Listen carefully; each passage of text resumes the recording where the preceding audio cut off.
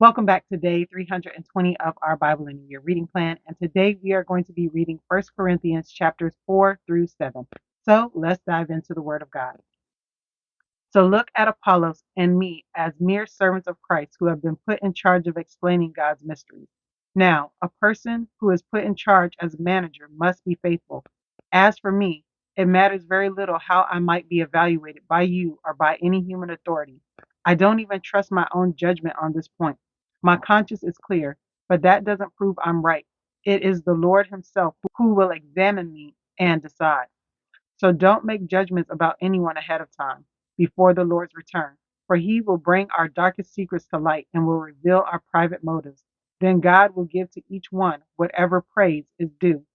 Dear brothers and sisters, I have used Apollos and myself to illustrate what I've been saying. If you pay attention to what I have quoted from the scriptures, you won't be proud of one of your leaders at the expense of another. For what gives you the right to make such a judgment? What do you have that God hasn't given you?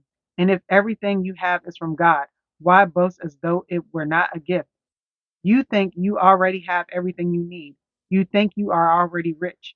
You have begun to reign in God's kingdom without us. I wish you really were reigning already, for then we would be reigning with you. Instead, I sometimes think God has put us apostles on display, like prisoners of war at the end of a victor's parade, condemned to die. We have become a spectacle to the entire world, to people and angels alike. Our dedication to Christ makes us look like fools, but you claim to be so wise in Christ. We are weak, but you are so powerful. You are honored, but we are ridiculed. Even now we go hungry and thirsty, and we don't have enough clothes to keep warm. We are often beaten and have no home. We work wearily with our own hands to earn our living. We bless those who curse us. We are patient with those who abuse us. We appeal gently when evil things are said about us. Yet we are treated like the world's garbage, like everybody's trash, right up to the present moment. I am not writing these things to shame you, but to warn you as my beloved children. For even if you had 10,000 others to teach you about Christ, you have only one spiritual father. For I became your father in Christ Jesus when I preached the good news to you. So I urge you to imitate me. That's why I have sent Timothy, my beloved and faithful child in the Lord. He will remind you of how I followed Christ Jesus, just as I teach in all the churches wherever I go. Some of you have become arrogant, thinking I will not visit you again, but I will come, and soon, if the Lord lets me. And then I'll find out whether these arrogant people just give pretentious speeches or whether they really have God's power. For the kingdom of God is not just a lot of talk. It is living by God's power. Which do you choose? Should I come with a rod to punish you, or should I come with love and a gentle spirit? Amen. That is the end of First Corinthians chapter 4. And we see Paul still appealing to them, about this situation and to not, put down one leader over another based on their speech and how they talk.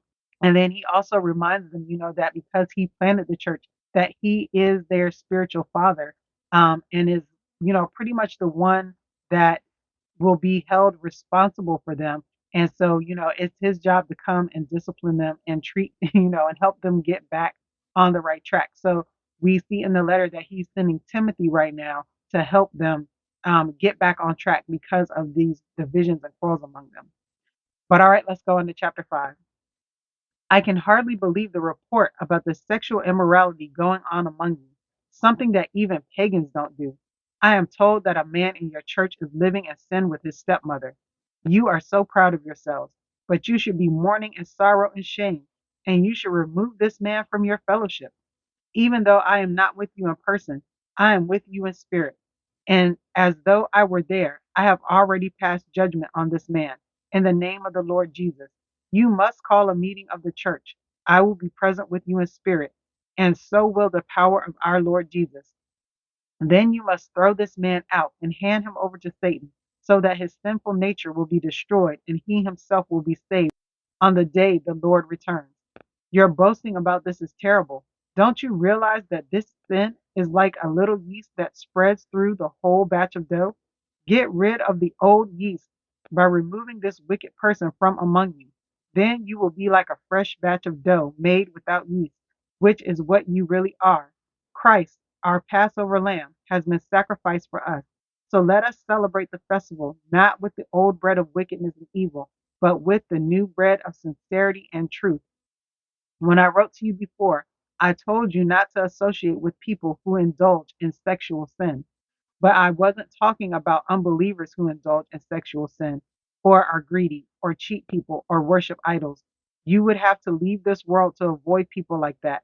I meant that you are not to associate with anyone who claims to be a believer yet indulges in sexual sin, or is greedy, or worship idols, or is abusive, or is a drunkard, or cheats people. Don't even eat with such people. It isn't my responsibility to judge outsiders, but it certainly is your responsibility to judge those inside the church who are sinning. God will judge those on the outside, but as the scriptures say, you must remove the evil person from among you. Amen. That is the end of First Corinthians chapter 5.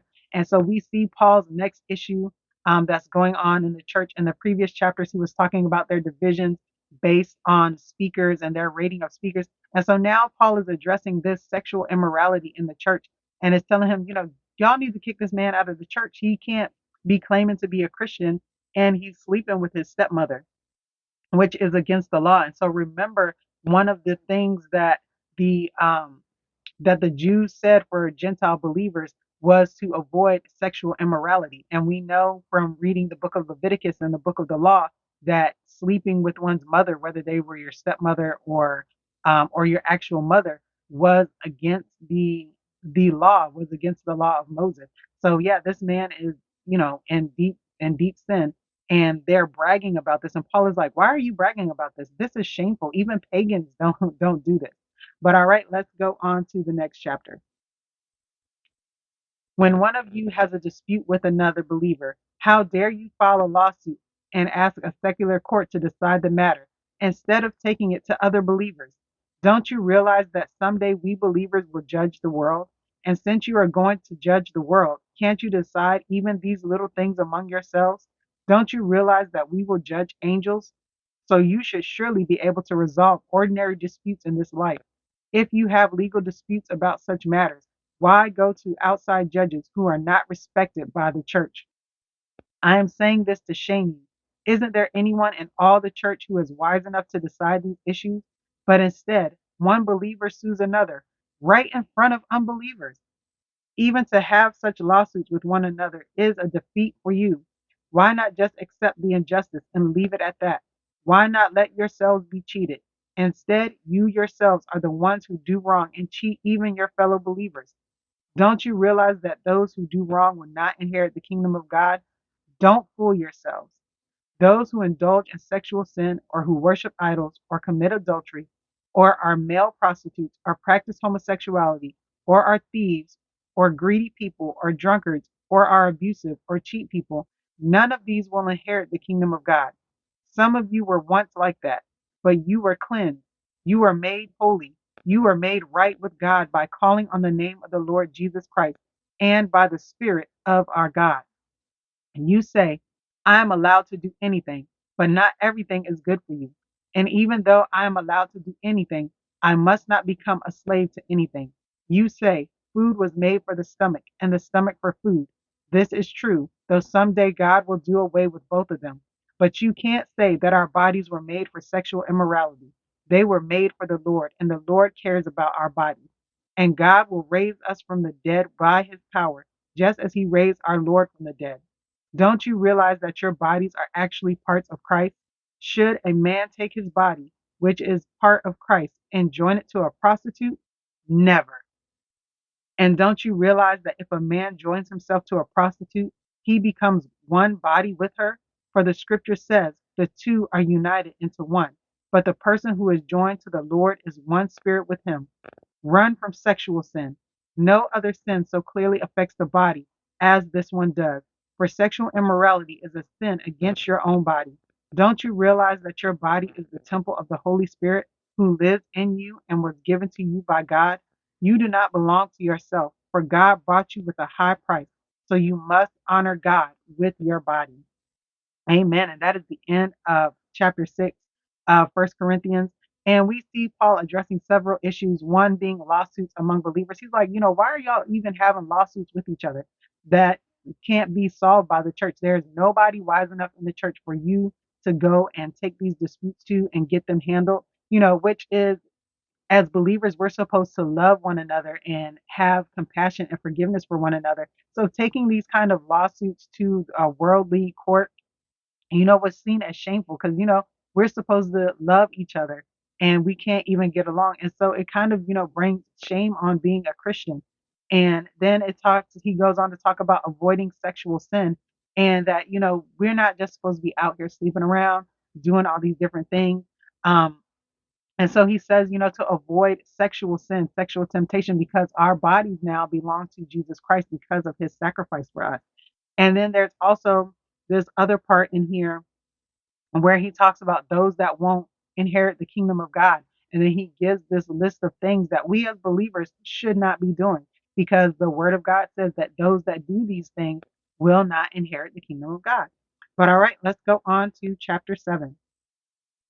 Now, regarding the question you asked in your letter, yes, it is good to abstain from sexual relations.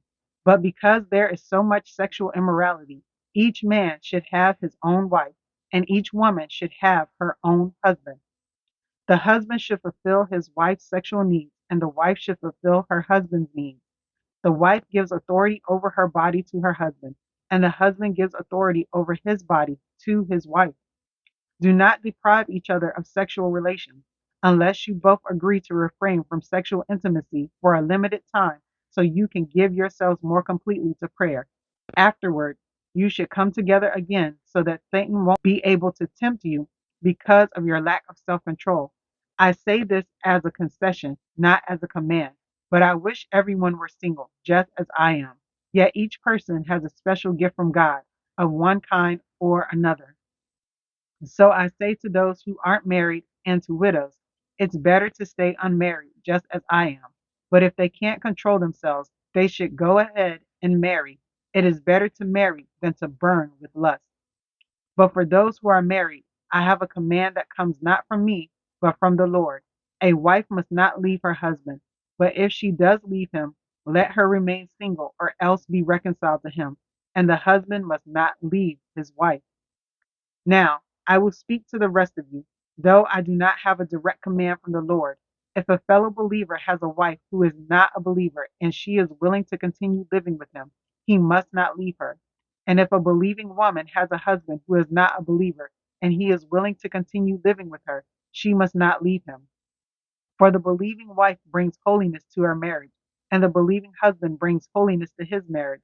Otherwise, your children would not be holy, but now they are holy. But if the husband or wife who isn't a believer insists on leaving, let them go.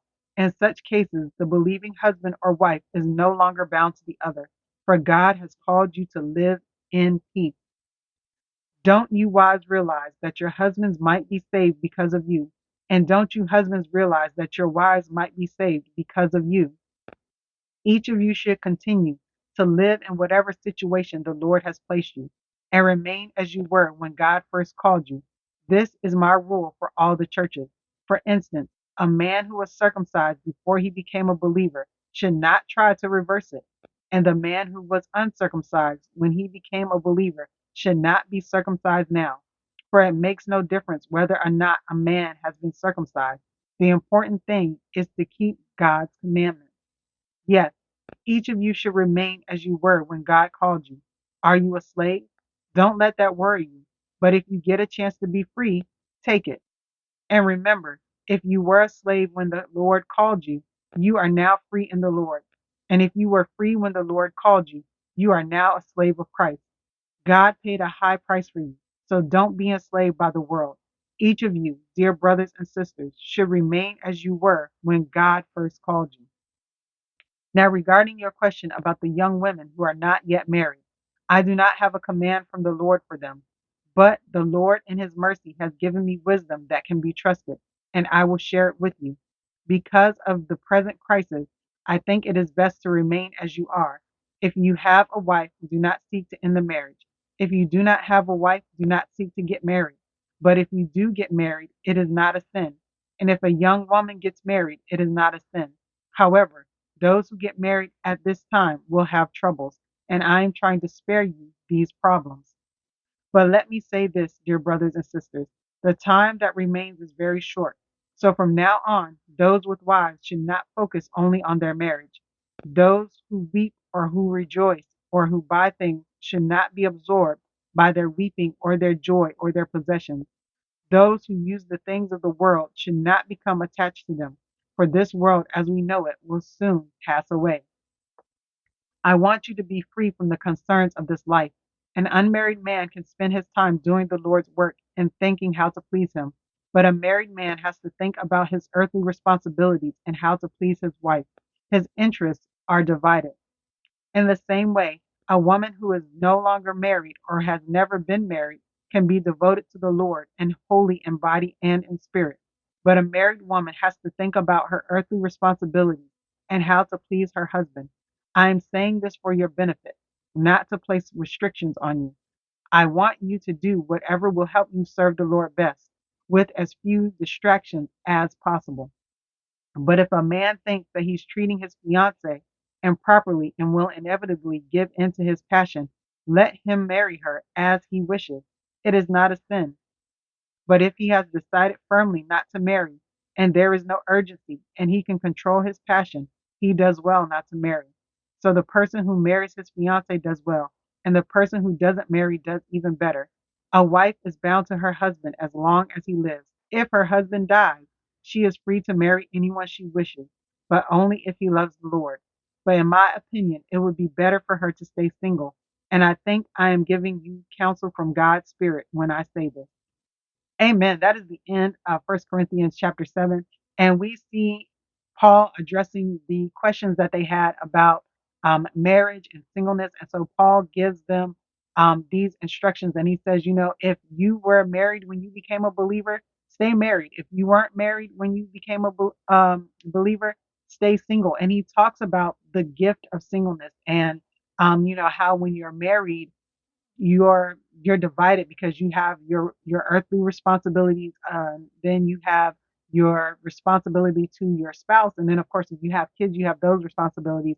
And with the gift of singleness, the only responsibilities you have is to yourself and whatever earthly obligations you may have, such as working. And so there is a real gift of singleness of being able to work for the Lord and to focus on God and to spread God's message and really live for the Lord. And so Paul addresses the issue of marriage and singleness. And then he says, if your spouse is not a believer, don't divorce your spouse because they're not a believer. But to stay with them as long as there is still peace within the marriage. If the unbelieving spouse wants to leave, then they can leave, and then that spouse is free to marry other people. And then he talks about, divorce, if you get divorced, to be reconciled back to your husband and not to, marry someone else. There is a lot that we could dive into about marriage and singleness just from this passage of the Bible alone, but we're not going to do that today. That is the end of day 320 of our Bible in a Year reading plan. I hope that you were blessed by this reading. I hope there were some questions raised by this reading, and some reflection raised by this reading on today. Don't forget to like and subscribe to the channel if you haven't already. Check out the reflection questions in the discussion section of the video, and I'll see you guys in the next video. All right, have a blessed day. Bye.